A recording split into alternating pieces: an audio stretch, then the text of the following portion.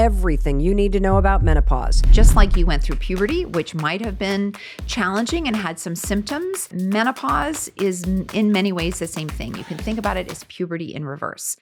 That actually makes a lot of sense. You know, when I was going through perimenopause, I got bioidentical hormones from a compound pharmacy, and I thought I was fancy. Move away from using bioidentical and just call them compounded, because bioidentical doesn't mean anything. So bioidentical is a marketing term used to describe hormones that are plant-based. They're just making things up. There were all these warnings like, don't expose to light, don't do this, do that. Now, did I follow those? Of course not. So this is the analogy I use. Using FDA-approved hormones is like going to the gas station. You fill your car and you have a working gas gauge and you're like, I know what's in there, and that's important. Getting these compounded formulations is like buying gas from a dude on the side of the road who's telling you he has bespoke gas for you.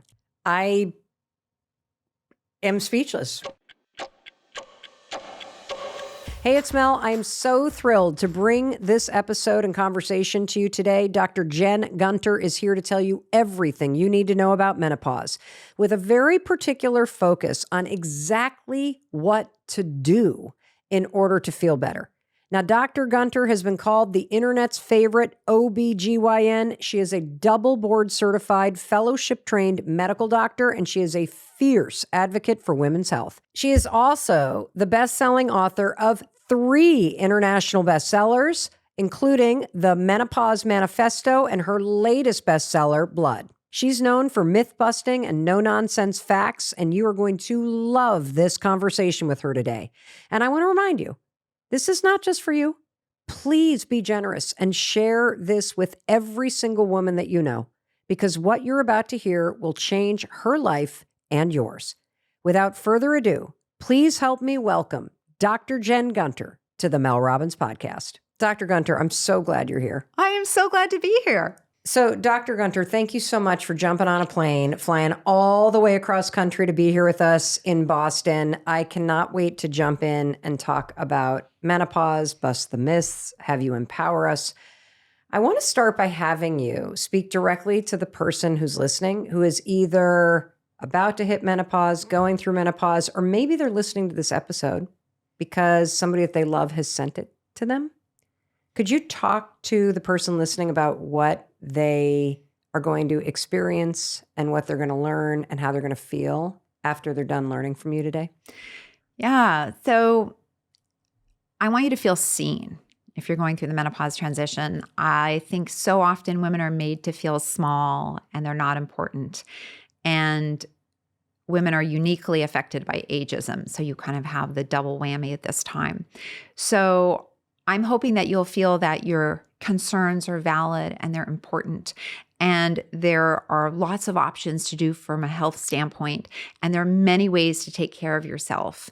And I'm hoping that I can give you some tools to reframe what's going on with your body so you kind of know where you are, and also give you tools to find help if you're struggling. Well, Dr. Gunter, I'm in. I can't wait to hear everything you're about to teach us. Is there anything else? Yeah, team menopause. I'm on it too. So I would say that menopause is a normal part of the ovulatory cycles that we have. And just like you went through puberty, which might have been challenging and had some symptoms and caused a lot of physical changes with your body, that menopause is in many ways the same thing. You can think about it as puberty in reverse. It is, not a sign that your body is going to fall apart the next day. It is not some new experience. I know there's a lot of people out there who think that, because women are living longer now, they're just experiencing menopause, but that's not true. The ancient Greeks knew that the average age was about 50, which is about what it is now. And if we erase menopause, then we erase all the grandmothers in history, right? So that it is a normal experience, but normal doesn't have to mean pleasant, right? So just like when you went through puberty, maybe you got acne, or maybe you had really heavy irregular periods, or pregnancy, also a normal experience. Maybe you had terrible nausea and vomiting. Maybe you had other complications. So normal things can have complications. And I would say that there are things about menopause that can be very unpleasant for people. There's things that can be very liberating. People who've had terrible, painful periods who now don't have them think it's amazing. People who've had maybe terrible PMS find that the steady, the lack of ups and downs of hormones are liberating. And so I would say that if you're suffering, there is often medical treatment for that. And that the best way to know how to make it a more pleasant experience or less onerous experience, depending on the spectrum you're on, is to get informed and have accurate information. I've never heard anybody call it puberty in reverse. That actually makes a lot of sense. Yeah, well, just like it's a different physiologic process, but you have a winding up, right? So when you go through puberty, you don't start and bang on, have cycles regular. They sort of start and stop. They might be heavy. They have that sort of like flirting with it, if you will. Well, you have that same in kind of the last couple of years. You have the starting and stopping with the periods. You're having the winding down of ovulation, and so so they're like bookends, a little bit different. Maybe like sisters, not twins. I don't know. What is happening to the body when you're going through menopause? Yeah, so the menopause transition, which is the time leading up to menopause that, you might also heard called perimenopause or premenopause. How long does that last? Well, anywhere kind of from sort of 4 to 10 years, depending. Just kind of like puberty, right? Like a big range in how long it can last. Some people seem to have these late growth spurts, goes on forever. Some people relatively short, kind of the same thing. Oh, wait a minute. Okay.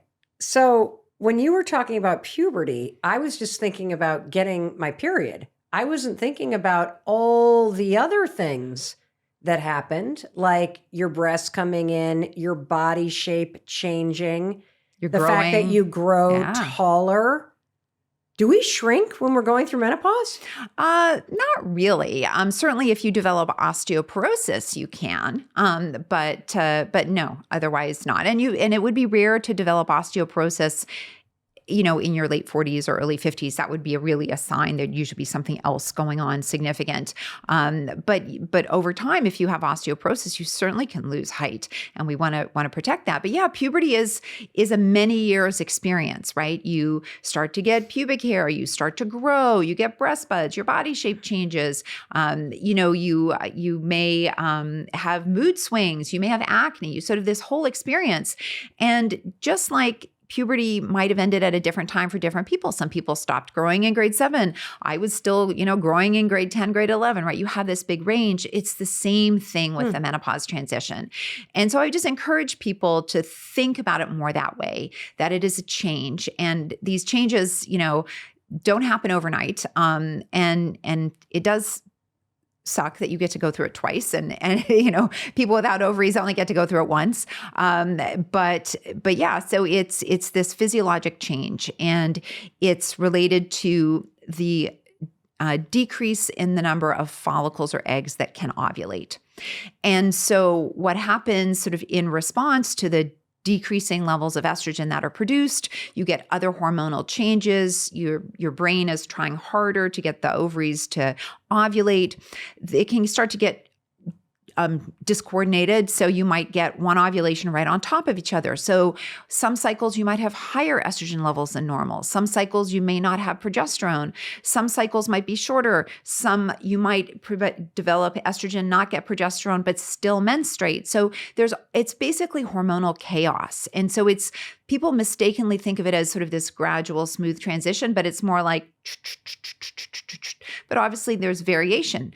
My best friend had regular cycles, and then her period stopped and she had one hot flash. And I'm like, that's kind of the equivalent of showing up. That's a unicorn. Well, that's like showing up at the hospital and you're like, oh, I feel little contractions. And you're like 9 centimeters and you go, oh, and the baby comes out, right? Like there are people who have those experiences, and then there's people who have, 72-hour labors, right? So it's this wide experience, and there are many things that can affect it. Dr. Gunter, what are the biggest myths of menopause? Well, oh gosh, the biggest myth. I would say the biggest myth is that your life is over. That this is the end. Maybe it's the fact they just don't care anymore because they're older. It's wisdom with age. I don't know the answer to that. Maybe it's the fact that all of the part of your brain that was tied up with ovulation is now gone because your brain prunes pathways it doesn't need anymore. I mean, I don't know the answer. But I would say that, for some people it can be very rocky, and for some people it isn't. And for people who it's very rocky, we have treatment. That's true. I think the biggest myth, if I'm kind of just thinking about what my friends are talking about, is that you're going crazy. And it feels very liberating when a doctor tells you, oh, that brain fog, that can be explained by menopause. Oh, frozen shoulder, that can be explained by menopause. And so understanding that there's an underlying reason for all of these things suddenly coalescing for me has been the biggest, most liberating thing, is to kind of understand what's going on instead of feeling like I'm a victim to what's going on. Yeah, I think education about how your body works is very liberating. So then you don't think that you're uniquely broken or uniquely crazy or something, that what is specific, why is my body behaving this way and no one else's? And you're like, oh, lots of people are behaving this way. Okay, I don't feel so alone. So sometimes there's kind of safety or comfort in numbers. What are the top 3 non-hormone interventions that you recommend all women do to impact their health? Well, I would say the top recommendation is exercise. I would put that over hormones. Absolutely. But in menopause in particular, how come? Well, exercise touches almost every single domain that is affected by menopause. So if you think that menopause can start to change the trajectory for, risk of osteoporosis and risk of dementia, risk of muscle loss, all of these things, exercise touches all of those domains. So in the menopause transition, there's an increased risk of depression. Exercise can treat depression. Exercise can help protect bone mass. Exercise can help build muscle strength, build muscle mass. Exercise is great for your heart. It's great for your brain. Basically, exercise treats almost everything in menopause except hot flashes and vaginal dryness. I mean, and we have great medications for those. So, so what I'm saying is that, going into menopause with that strong foundation, and it's not just, cardio, resistance training. Exercise helps with your balance, so you're less likely to fall. I mean, the number one risk factor for breaking a bone is actually falling, right? So, so all of these things can be protected with exercise, but that's not a sexy sell. Like if you could only ever do one thing for your health, it would be to get your exercise. I mean, and you don't want to play favorites and say, well, you can only do one thing, but you get what I mean. I'm just trying to emphasize how important exercise is and resistance training and building muscle. And I'm always inspired by all these women in their 50s, 60s, and 70s on Instagram that are like showing, like they're flexing and their backs are they're just like cut. And I'm just like, oh yeah. Never too late. Yeah. Well, I'm working on it. So I exercise, eating, 25 grams of fiber a day, trying to have, more protein. Many women don't eat enough protein, and trying to have more plant-based protein in your diet and having more vegetables. I mean, that's not the sexy stuff, but it's the stuff. And then obviously not smoking. Dr. Gunter, I just love how you explain this stuff. What is hormone replacement therapy? So menopausal hormone therapy, which is what we call it, is giving hormones to treat symptoms of menopause or to prevent complications associated with menopause, like osteoporosis. Can you explain the different types of hormone replacement therapies, Dr. Gunter? Yeah, so there's evidence-based, FDA approved, and then there are scams. I would think that's the best way to sort it out. So many people get hung up on the term bioidentical, which is really a meaningless term. It's a medically meaningless term. Whether a hormone is the same or similar to what your body makes doesn't make it safe. I could give you a high amount of epinephrine and cause harm to you, but that's something your body makes, right? So I can give somebody tons of estrogen and give them endometrial cancer. So whether something's similar to what your body makes or not doesn't make it safe. What makes it safe is it studied? Is it safe? Is it effective?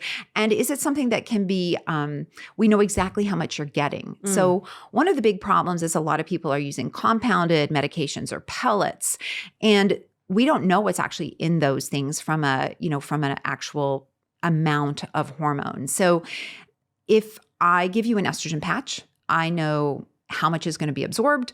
There's been studies that have been done. I know if you put it on a different body part, that's going to affect absorption, because all of this has been done. With compounded products, none of that exists. None of it. I don't know how much is getting across your skin. I don't know how much you're ingesting. I don't know how much is being absorbed. And would you want to have a broken gas gauge, or would you want to have a gas gauge that works? You would want to know what you're putting into your body, right? So I would say there are FDA approved therapies, and there are many good ones out there. So there are, there's estradiol, which is the main hormone that the ovary makes, and we have pharmaceutical variations of those. Another big myth is that some hormones are plant-based, and that again is a marketing Is jargon. that not true? Well, I mean, petroleum's plant-based too, if you want to look at it that way, right? So, you take soybeans and then you expose the chemical that you extract from soybeans to a multi-step chemical process to break bonds and convert it into estradiol. So, yeah, it's plant-based, but it's not. They used a starting chemical found in a plant and converted it into estradiol. That doesn't make it any better than if I made estradiol by assembling it from different molecules. It's the same thing. Your body can't tell the difference. We just make it from soybeans, which is called semi-synthesis, because it's cheaper than making it by synthesis, which is assembling the molecules itself. So it's a total marketing thing. Plant-based, it means nothing. Nobody's grinding up yams and putting them into pills and giving them to you. How do I know that I'm doing the right thing? Like I listen to you and I'm like, yes, yes, yes. I love it. Take it down. Take it down. Go, go, go. Dr. Gunter, thank God you're out there cleaning up the internet for us. But then I'm like, shit, what am I asking my doctor? So if I'm going into my gynecologist and I'm interested in hormone replacement therapy, what is the proper thing to ask for so that I am in the land of research and in the land of things that we can measure versus in the kind of fringe areas of the other stuff? So if you're getting a prescription that doesn't have a package insert with it, what does a package insert mean? Whenever you get any prescription and there's this little folded up book and you unfold it and it's like all the risks and benefits and it's like this big thing. If it doesn't have that, then it's not FDA approved.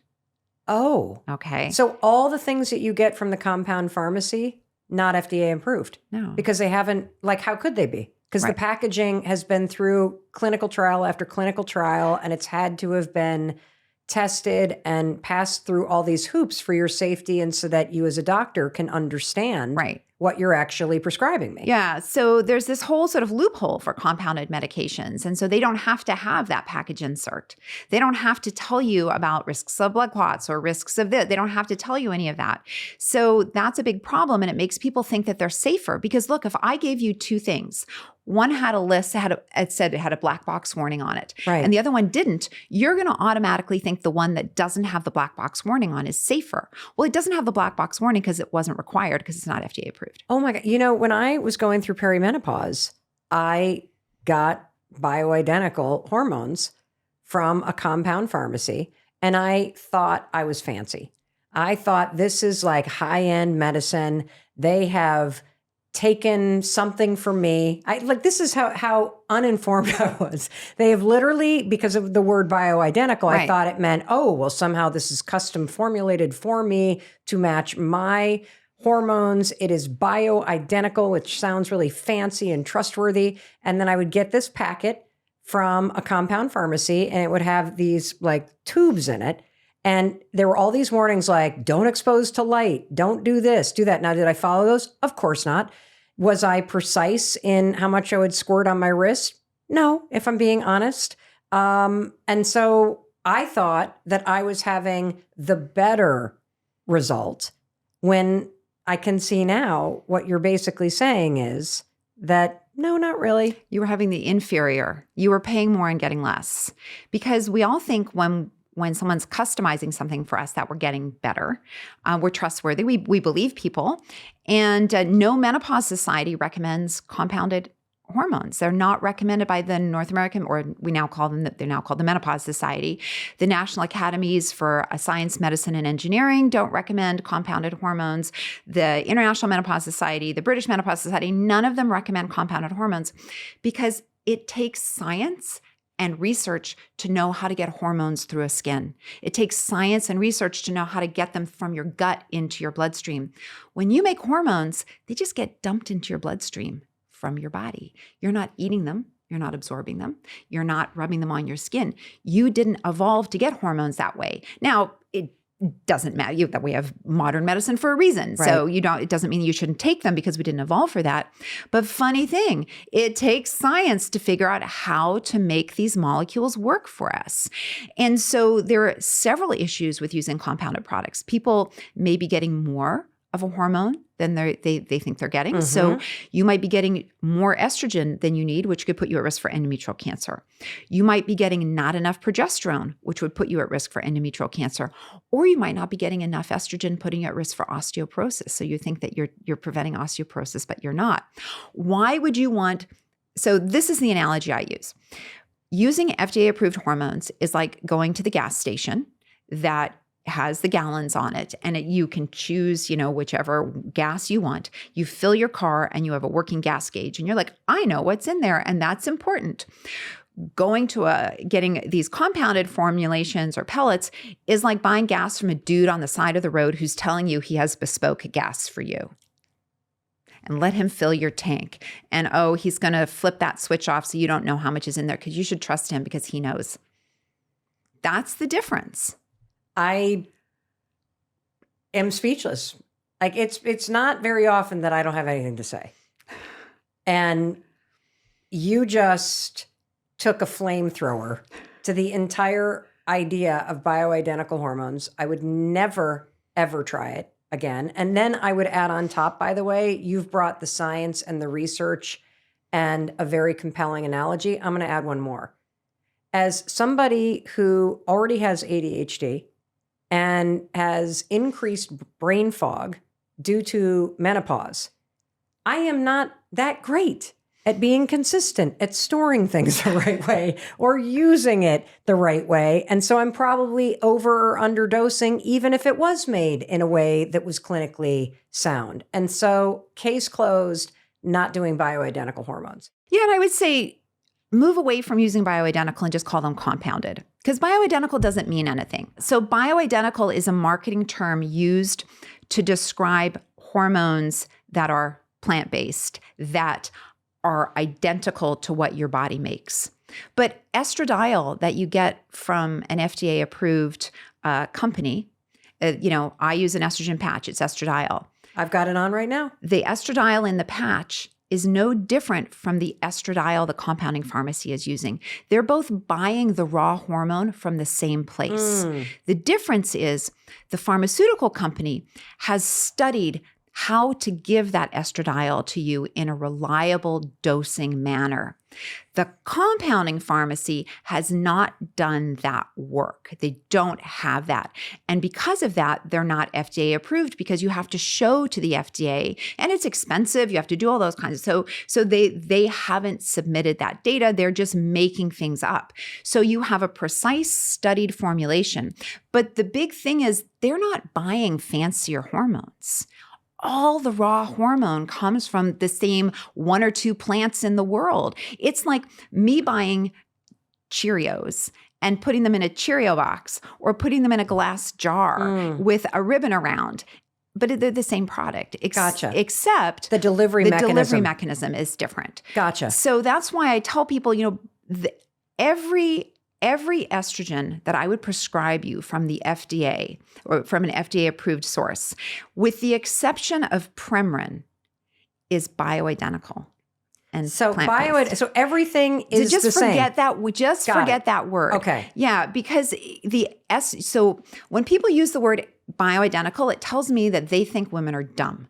Well, clearly I am in this area. Well, no, seriously, I can own it, because here's the thing. It is confusing as hell.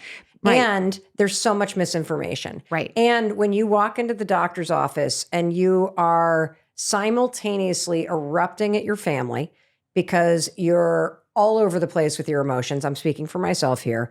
And then next thing you know, you're sweating like Niagara Falls. And then next thing you know, your vagina feels like the Sahara Desert. And next thing you know, you can't remember where your car keys are or where you put your dog because you can't remember. And you are losing your mind. And somebody says to you, oh, bioidentical, and I can send you out. You're like, thank you, I'll take it, whatever. And so I had no idea. Yeah. And I used it for 3 years and I thought I had the fancy thing. And so I want to be very clear about something, and you listen keenly to me, Dr. Gunter, to make sure I have this correct, because I'm putting my lawyer hat on and I'm feeling the Association of Compounding Pharmacists writing us a cease and desist letter. And so I want to be very clear about what she has said. Number one, it is a fact that the Menopause Society does not recommend that you use a compound delivery formula for any kind of hormone replacement therapy because it has not gone through FDA approval. And number two, the distinction that we're talking about is not the actual hormone. Okay, so they're using the same stuff. The reason why it is important that you understand this is because the delivery mechanism of the pharmaceutical product like estradiol has gone through FDA approval, which means the researchers and scientists and doctors know how your body's going to absorb it.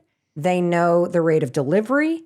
They know that it has been tested. And so it is what the Menopause Society is recommending if you are going to do hormone replacement therapy. Did I get that right? Yeah. And so, the other important thing is when you have an FDA approved medication, they're batch tested.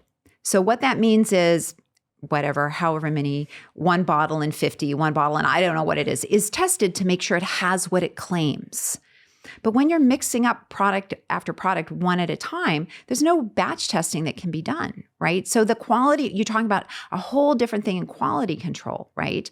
So the only time we ever recommend a compounded product is if there is a true allergy there's no pharmaceutical option because of a true allergy. And that's where we, rely on compounding pharmacies for that situation. So, one example might be Prometrium, oral progesterone. The brand in the United States is made with peanut oil. So if you have a peanut allergy, you can't take that product. So the options are then to take a different pharmaceutical or to get progesterone compounded by a compounding pharmacy without peanut oil. That makes sense. So in that instance where you have a real allergy, you might recommend a compound pharmacy. But otherwise, 100% as literally the number one gynecologist myth busting, you are out there setting the medical facts straight. The Menopause Society and your medical recommendation is to absolutely not be using the compounding formulas, but to be using the FDA approved delivery mechanisms that are prescribed by your OB-GYN. Right. Wow. I am learning so much, and I know you are too. And we need to take a quick break to hear a word from our sponsors. And while you listen to the amazing sponsors, would you please share this episode with someone who needs to hear it, which is basically every single woman in your life? And don't you dare go anywhere, because when we come back, we are going to keep talking about exactly what you can do to relieve the symptoms of menopause. We have so much more to learn from the amazing Dr. Jen Gunter. And later on, we're going to talk about exactly how you can talk to your doctor in order to get the care that you need. All right, stay with us. We'll be right back. Welcome back. It's your friend Mel Robbins, and I am here with the incredible, myth-busting, and unbelievably empowering Dr. Jen Gunter. She is telling you everything that you need to know about menopause. So, Dr. Gunter, how do I know that I'm doing the right thing? What people need to remember, the takeaway is, there's really very few things you need to know about hormones. The two main estrogens that we recommend are either estradiol, and if you're stuck on the term bioidentical, that is bioidentical. Now, I'd like people to throw that term away, but sometimes it's hard. So the estradiol that I would give you in a patch or a pill from a pharmaceutical company, that is bioidentical, right? So you have that. So you want to learn estradiol, and then you want to learn Premarin, which is conjugated equine estrogens. And that's only actual natural estrogen because it comes from horse urine.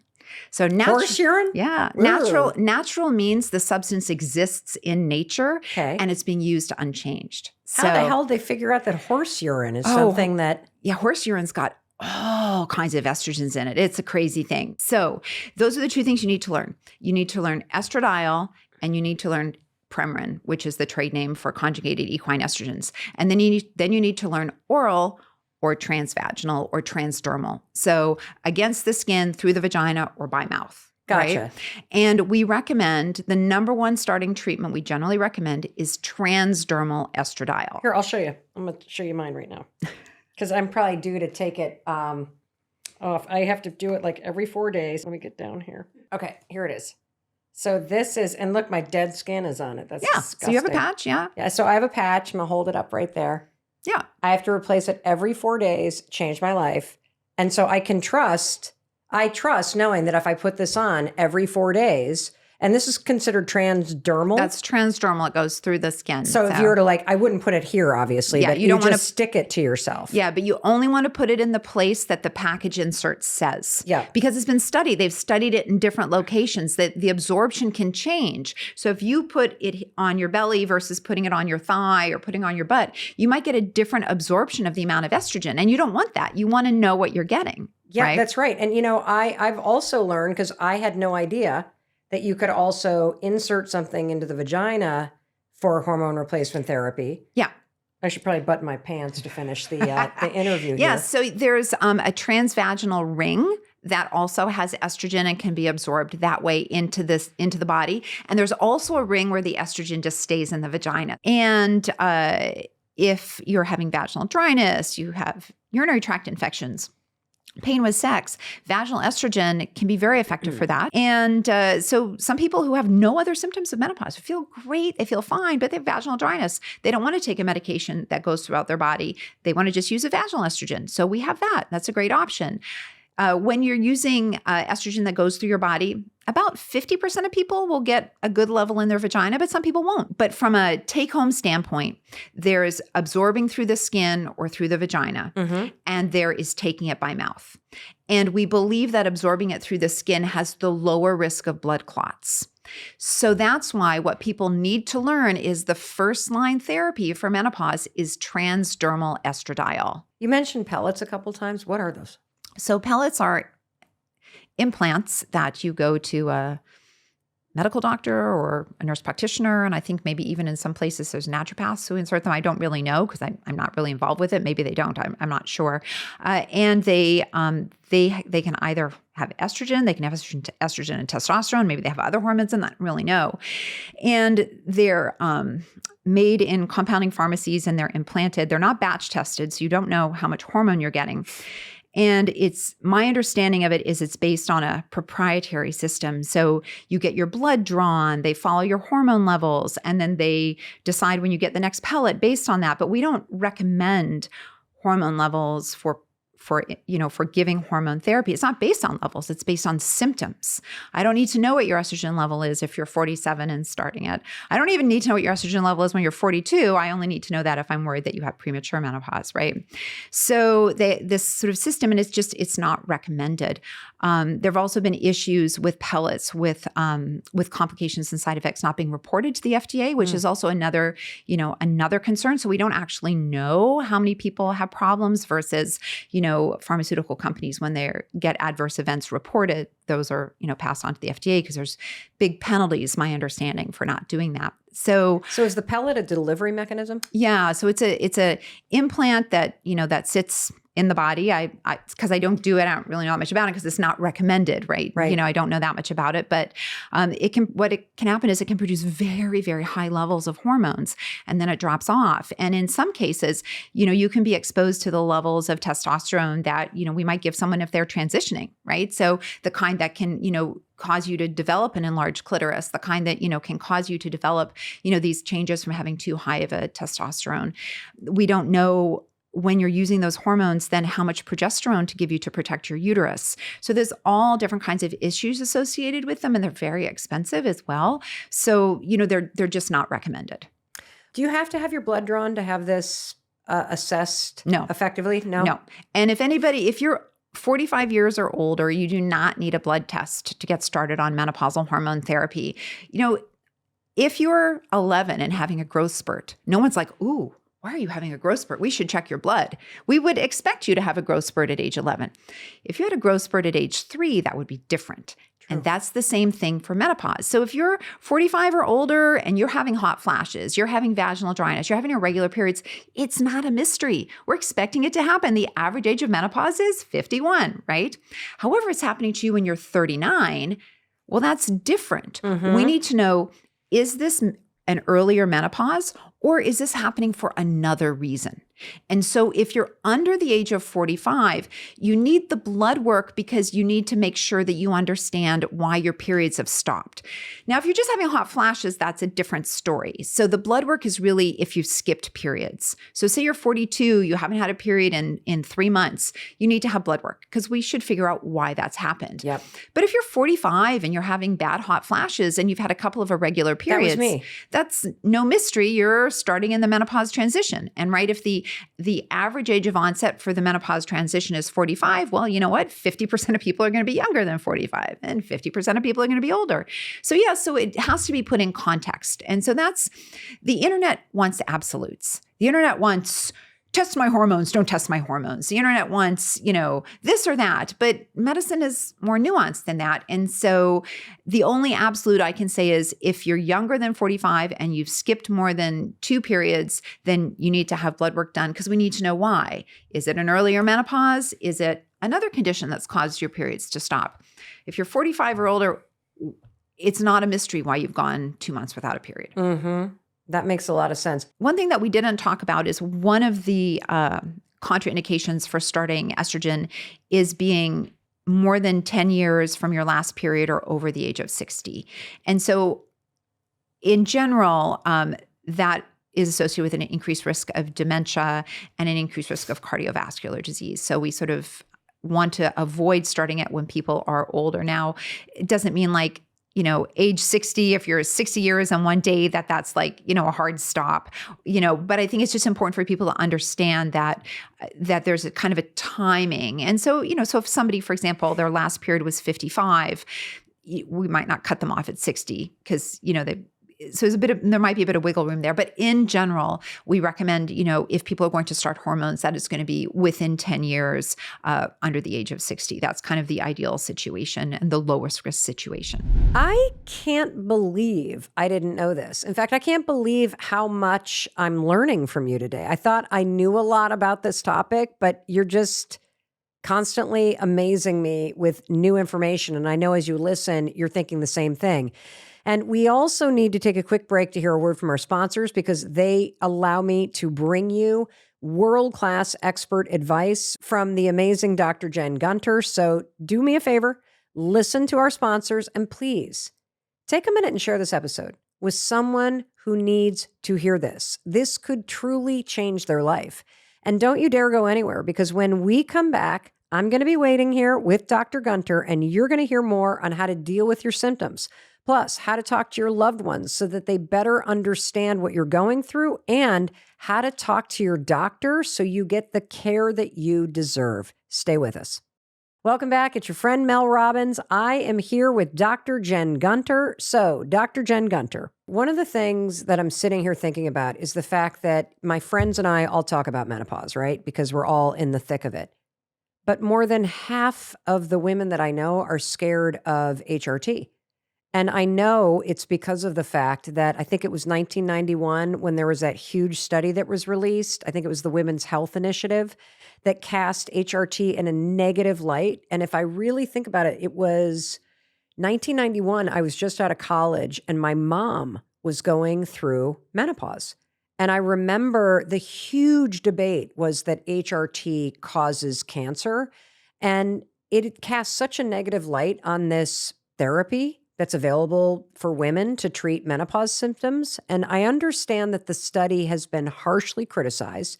It's now 30 years later, but it's very clear to me that the fear that it created, it's still lingering. And it's keeping a lot of women from even exploring hormone replacement therapy as a safe option for them. Can you tell us more about this study and how you think about it as a medical doctor? Well, the Women's Health Initiative was the largest clinical trial I think that's ever been done. So it was designed to tell whether hormone therapy, menopausal hormone therapy, was going to actually reduce the risk of heart disease and without increasing the risk of breast cancer. And it was also, there were other arms that looked at exercise, that looked at calcium, so the calcium replacement. So there are quite a few different arms of the Women's Health Initiative.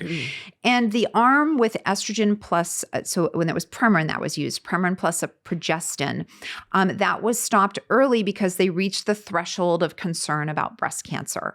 Now, going into the Women's Health Initiative, we knew that there was a very low risk of breast cancer associated with menopausal hormone therapy. So this wasn't like a surprise. This was kind of the threshold that was reached. And it was communicated to the public, in a way that is typically not done. Usually there aren't press releases when a study is halted. Usually we wait, we get the data, the article is published. So, it's peer reviewed and we have all of that. And that didn't happen. And that created this big hoopla where lots of things got taken out of context, lots of things sort of accelerated in ways that, were uncontrollable because fear sells, right? So I don't know how many major news stories were dedicated to the WHI, but it was really out of proportion, right? And then when more information came out and when there were more studies that came out, that never gets the same attention, yes. right? So we know that estrogen plus a progestin is associated with an increased risk of breast cancer, but those aren't the hormones that we typically prescribe now. So that's kind of the difference. We believe that the progestins, which are slightly different molecules than progesterone, carry the higher breast cancer risk. It's still acceptable and in the safe range to take. That the hormone progesterone is lower risk, and that if you don't need a progesterone or a progestin, that risk is the lowest. So I would say to people, if you're taking a transdermal estrogen and oral progesterone, which is our standard starting therapy, we believe that the risk of breast cancer is very low. It's not probably zero, but that it is very, very low. We believe that if you're taking estrogen alone, that risk is even lower. Some people believe it's zero. Other people believe it may be a little bit higher. So and again, it depends how you look at the data. So absolutes are very difficult, right? And so the risks are very low. So if you're somebody suffering with hot flashes, if you're somebody who is at high risk for osteoporosis, if you're someone who's struggling with depression in the menopause transition, if you have things that estrogen can treat, then those risks are likely very small, in comparison. However, if you're someone at very high risk for cardiovascular disease, then estrogen may not be the best therapy for you. And so it really comes down to kind of an individualization. But I would say for the majority of people who are suffering with symptoms related to menopause, who have things that hormone therapy can treat, that menopausal hormone therapy appears to be a very, very safe option. And you just have to look at it in context. If you're somebody who is at higher risk for cardiovascular disease, but not super high risk, then transdermal is probably okay, but oral isn't, because there's a higher risk of blood clots associated with oral. Gotcha. So you just have to look at what is it going to do for you. So I'm very high risk for osteoporosis. My mother died from osteoporosis. I have quite a high FRAX score, which is a risk calculator. And so that's the main reason that I'm on menopausal hormone therapy, because my risk of osteoporosis is pretty significant. And I'm already kind of, getting closer and closer to osteoporosis. I have osteopenia. So, and, it's a concern for me from a health standpoint. So that's why I'm taking it. And so, people always want us to say like zero risk or this, and getting in a car has a risk. So I always like to sort of not talk in those kinds of absolutes and say, what's the reason you're on it? And what is the risk-benefit ratio for you? And for the majority of people, the risk-benefit ratio is absolutely going to be in the favor of benefit. But there are some situations where it might not be. So for example, somebody at very high risk for cardiovascular disease, someone who's previously had a blood clot, someone who's previously had a heart attack. So you have to put it in perspective. Thank you for that, because Dr. Gunter, I've been really surprised by the number of my friends who are suffering through menopause and perimenopause, and just completely the quality of their life is impacted, who have been afraid to try hormone replacement therapy or even talk to their doctor about it because somewhere in the back of their head, they think it causes breast cancer, and that's why they're not even considering it. And so I appreciate you just kind of clearing the air a little bit so that people know that you should at least go talk to your doctor about it. Yeah. And there are calculators that can help you determine your breast cancer risk, right? So I would recommend I think we heard it was Olivia Munn who was talking about, I believe that's who it was recently talking about. She'd, had a breast cancer risk assessment, which led to her having an MRI, which led to an early diagnosis of a breast cancer. And so there's all kinds of there's several easy tools that we can do to help explain things more in context for you. So if somebody comes to me and they have something that menopausal hormone therapy can help, well, I do something called an ASCVD score. It calculates your cardiovascular risk. And, we need your lipids and we need to know your blood sugar and your blood pressure and a few other things. And so we can calculate that. I need to see a mammogram and I need to ask you some questions about your breast cancer history risk. And that's important because at a certain level, when your breast cancer risk is higher based on other factors, there's also a conversation to be had about medications that lower your risk of breast cancer. So, there's bigger discussions to have. But so you can do these risk calculators and you say, look, well, I'm somebody who's got hot flashes. Menopausal hormone therapy is the gold standard. I have low risk for these other reasons, so there would be no reason not to go on it. But again, everybody weighs risk differently, right? And so, versus you're somebody that, you've got a pretty high cardiovascular risk. So can we talk about one of these other treatments for your hot flashes? Or you're somebody who's got a history of breast cancer. So can we talk about one of these other medications for hot flashes? I want to ask a couple more questions about HRT. So someone listens to this episode. They feel very seen and validated. They go into their OB-GYN. They, kind of say, I want to assess the risks. And let's just say you try it. Okay, you make the personal decision with the recommendation of your doctor to go on the standard protocol. Mm-hmm. How do you know if it's working? Well, so are your symptoms improving? So it's really, except for... And how long does it take? Pretty quick. So unless you're someone like me taking it for osteoporosis prevention, because I don't feel any different, right? So, and that's again, a really important reason to take an FDA approved medication because I want it to protect my bones. I need to know what I'm absorbing, right? So if you have hot flashes, most people see a pretty significant improvement within 4 weeks. Depending on how much better people feel, sometimes we might, give an 8-week try before switching doses. And it just depends on how people feel on the medication. So usually with something like hot flashes, you're going to see an improvement pretty quickly. With depression, usually within a couple of months as well. And,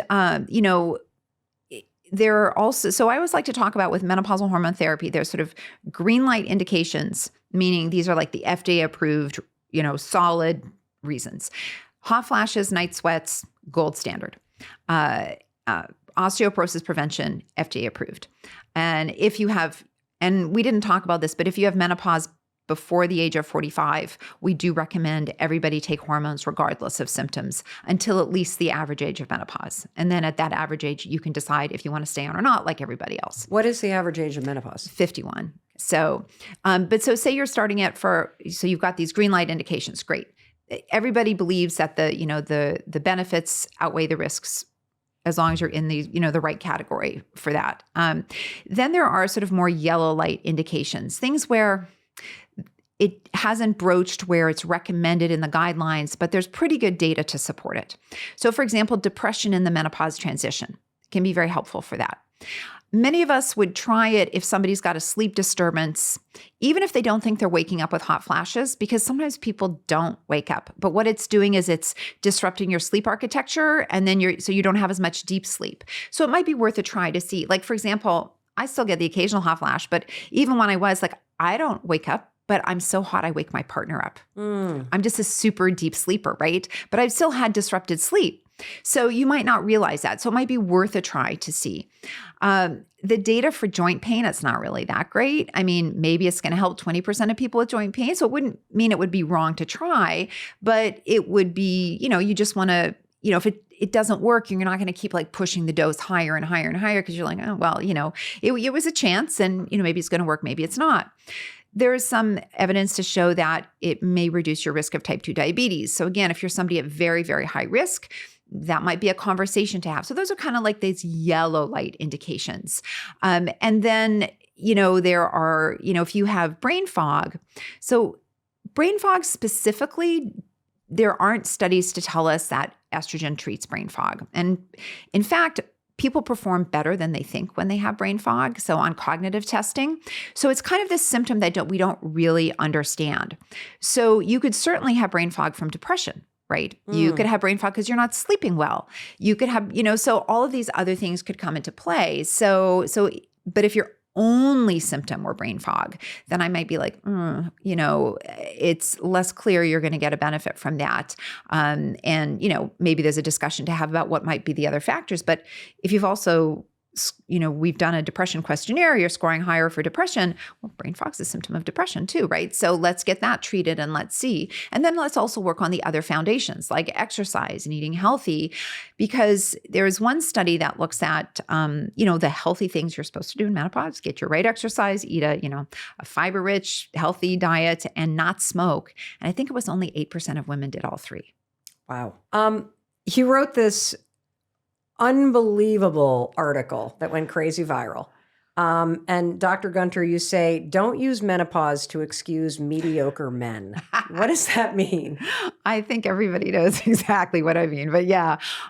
So there's this edge of a knife, I think, when you're a woman, right? So, women are too hormonal, too this, too that, but you can also have symptoms related to that. So it's just really important to make sure that because of this history of calling women hysterical, calling them, the mad woman in the attic, all of that kind of stuff, because of that history, I think it's super important to be accurate when we're assigning fault as to what the fault is. So yeah, there was this advice column in The Guardian, and this woman had written in, and I can't remember the specifics now, but her and her husband had a contract or, a verbal agreement about how they would be raising their children. And he was clearly not living up to what they'd agreed upon. And he was basically her third child. And I think a lot of women out there know exactly what I'm talking about. Anyway, he was her third child and she wanted to leave him because she was like, I don't want to be a mother to him. And I hear this from a lot of women. And she was writing in for advice, and because he wasn't vacuuming, he wasn't doing any of the stuff. She was basically doing it all. And the answer was, maybe it's menopause. Maybe you're intolerant because of your hormones. Really? Yeah. Maybe you should go on hormone therapy. She didn't say she'd having hot flashes. She didn't say was sleeping poorly at night. She clearly laid out that they had agreed to be equal partners. And here she was now in this relationship that we talked about earlier, where she was doing all the grunt work, all the nasty stuff. And, he was out at the pub. Like it was sort of the most obvious, pull the plug, get divorced, save yourself, run, don't look back, run. And no, maybe it was your hormones. Cause I know that, when I was going through menopause, I had a shorter temper. So I think it's really important that, when we're talking about depression and menopause, when we're talking about how women feel, that we are not excusing the bad ways that society treats women and saying that, if you just took hormones, it would be better, right? Because the answer to being mistreated is not taking hormones. The answer to being mistreated is to be treated correctly. And so I just think that it's really important that we're clear about these things. Now, if somebody comes to me and says, oh my God, I had the perfect relationship and my husband does everything. And now that I'm not sleeping at night and I'm soaked in sweat all the time, I've got a super short temper. Yeah, your hormones might be having something to do with that. Maybe if you actually had a good night's sleep, things would be better. I think most people can agree with that, right? But that wasn't the situation that was being presented. So I just think that, it's really important, and especially in the workplace too, right? That many women in the workplace are treated terribly, especially as they age, that there's so many glass ceilings, right? And while it's super important that workplaces accommodate menopause, we also don't want to use that as kind of lip service. So then we can excuse all the bad policies that are keeping women from advancing, right? Oh, look, we're letting you control the temperature, when really there's also a massive glass ceiling. So I just think accuracy in all things. Well said. Can you speak directly to the woman who's listening to you right now, Dr. Gunter, and especially if she's not getting the support from her family or her partner and she's going through menopause or perimenopause right now? I would say that's a pretty awful place to be if you don't feel supported. And I think whether it's menopause or pregnancy or you've got any other health condition, you want the person who loves you to support you. So I would say that that's an awful place to be. And to maybe have a conversation if you feel safe having that, explaining what's going on and, maybe saying, hey, here are some things that you could read so you have a better understanding about where I'm at. Well, a lot of women are going to forward this episode to their family members and to their partners. And so I would love to have you speak directly to the partner, the children, the family members of a woman that's going through menopause and what they could do to be more supportive. Yeah, if you've got a family member, your mother, your sister, a loved one who is going through menopause, learn about it. And also think about what you can do around the house to make it easier. I would, everybody needs a little bit of help. And in many heterosexual households, women are doing the burden of the labor around the house. And even when there's a study that shows even when hour per hour, it's the same, women do more of the less fun work, right? And it's not going to surprise, it doesn't surprise you, it doesn't surprise anybody. So if you take hour per hour, well, the man is more likely to be out in the yard playing with the kids and the woman's more likely to be doing the laundry. So 4 hours, right? So, how can you think about having a more equitable division of labor in your house, right? And how, if you have a family member who's struggling, wouldn't you want to carry some extra load to make it easier for them? Like, that's just being a human. Yeah, and I would imagine any kind of support that also lowers the stress level that you feel makes you feel better too. Yeah. From a health standpoint. Absolutely. And ask it, can I go with you to a doctor's appointment? Can I be your scribe? Buy the Menopause Manifesto, my book.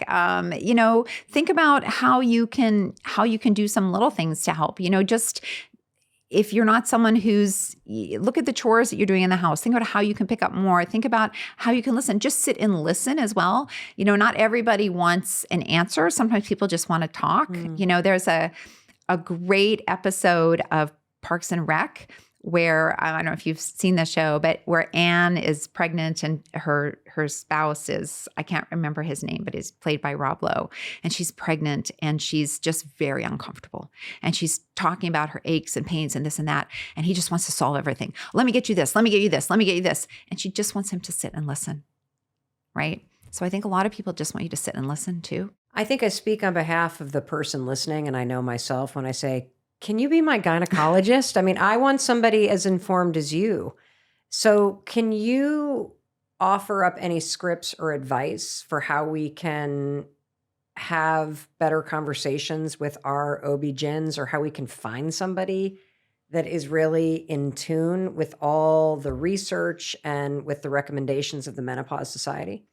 Yeah. So the Menopause Society does have certified, menopause providers. And you can certainly, look for someone who is a certified menopause provider. That's not necessarily a guarantee that, that they're going to give you evidence-based care. I understand there's some who also implant pellets, but in general, I think that's a good place to start.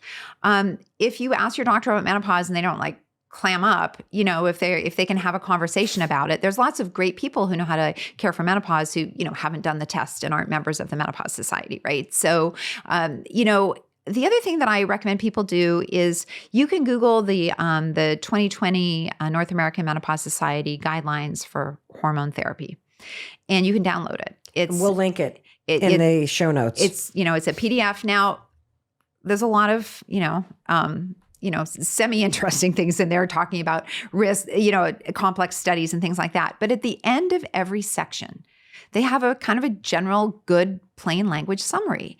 And I think that many, many people would find that quite illuminating. And to read that, and you could even take it with you. So, or you could read it and say, oh, I'm asking for something and it isn't even mentioned in here. Maybe I'm asking for something that's a little bit out of spec. And so I'll ask, do a word search, do what is it, Control F or whatever you have to do. If you've got a specific word, search the document for it and see what shows up in there. So it's a good place to kind of get some basic information that's evidence-based. They have some information on their website too. And, I would just say that for the majority of people who want to try menopausal hormone therapy, a 6-month to a year trial is as low risk as anything can be. When we look at the risks of breast cancer, if you assume that the studies that show risk are correct, again, we've had this spectrum of some studies showing one thing, other studies showing nothing. There's no risk with a couple of years. Like that risk doesn't accumulate for a while. So if you're really scared, there's essentially, and you're a good candidate cardiovascularly, trying it for 6 months is about as low risk a therapy as there can be.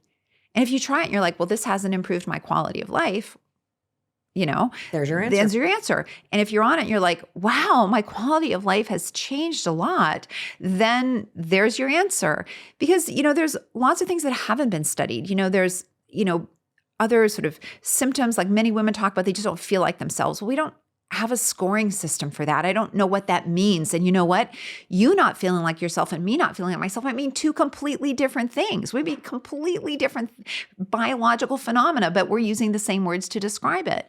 So because it's such a low risk thing, if you're using the FDA approved therapies and you're in, a low cardiovascular risk, there's very little downside for saying, is an appropriate dose improving things. The one word of caution I would give to people is you want to, if you're not improving, to be very careful about dose escalation, right? So if you think about an estradiol patch that has 100 micrograms of If you think about an estrogen patch that has 100 micrograms of estradiol, that is about equivalent, if you even it out through a whole month, to the amount of estrogen you make when you're ovulating. So if you're needing more than that, I would say, and you're over the age of 45, it probably needs to be a little bit more reflection, because why would you need on average more estrogen than your body was making? Might there be some chances where you maybe, but again, you start to think about it, right? Like, okay, so, because there are some unfortunate situations where people just keep escalating and escalating. So, so you just want to say, like, if you're needing more than that, then that might be a time for sort of like a reassessment of things. And you might be on the right track, but, I would say that that's a time to reassess. Dr. Gunter, if you could just speak to the person listening, and if there was one or two things that are the most important takeaways from everything that you shared today, what are the things that you would want the person listening to focus on? Well, I would want to say that accurate evidence-based information is really the best way through any medical situation. And we don't always have all the answers, and women's health has been underfunded. But having the information that we have is a lot better than just wild guesses, right? So to just keep that in mind, that we do have quite a lot of information, that if you're not being heard by your physician, then I know it's hard and that shouldn't be that way, but get a second opinion. And, just be mindful of people that are selling product, because, there's a lot of incentivization. That's not even a word, is there? It's a lot of incentive. It makes sense to me. There's a lot of incentive, or there can be bias, right? So you just need to be mindful about that. I get paid the same. I'm on salary. I get paid the same whether I talk to somebody about exercise, whether I give them hormones. I don't have any kind of, deal with a specific company. I don't take any money from any pharmaceutical company. You can look me up. So, that bias can come in all different kinds of ways as well. And so I just think it's important that if you're on social media and someone's also selling a product, to just be really wary of the message. That's all. One of the things I admire about you is just how matter of fact you are, and you're so confident in the way that you say it too. It's awesome. Thank you. Thank you so much for having me. It's been great. I feel so empowered, and I am also happy that I got to reveal to you how much I did not know and how much I was doing wrong, Because if I can save you the headache or the time or the heartache that I caused myself because I just didn't know, if that's what you get out of this, you learn from my mistakes, holy smokes, that's absolutely incredible. So thank you for spending time listening to something that could change your life. Thank you for sharing this episode with women in your life, because anybody that you share this with, it's going to help them and it's going to help them take control of their health. And in case no one else tells you today, I wanted to be sure to tell you that I love you, I believe in you, and I believe in your ability to create a better life. And after today's conversation, learning from Dr. Jen Gunter, I know that you have the research-backed facts and the medical advice that you need in order to be more empowered and informed about your health. And that is one of the best things that you could do to create a better life. Alrighty, I'll talk to you in a few days. And thank you for being here with me and the amazing Dr. Jen Gunter. I love the fact that you're spending time with me here on YouTube. Thank you, by the way, for taking a moment and subscribing. It really supports me and my team and our ability to bring you world-class experts at zero cost. That's one thing that you can do. Another thing that you can do is share this episode with somebody that you love. And in case no one else tells you, I wanted to be sure to tell you, I love you. And I believe in you, and I believe in your ability to create a better life and to take absolutely everything that Dr. Jen Gunter taught you today and take control of your health. You have the power to understand this topic and to make decisions that are going to improve the quality of your life. I know this episode empowered you to do it. While we're on the topic of menopause, I want you to check out this video next.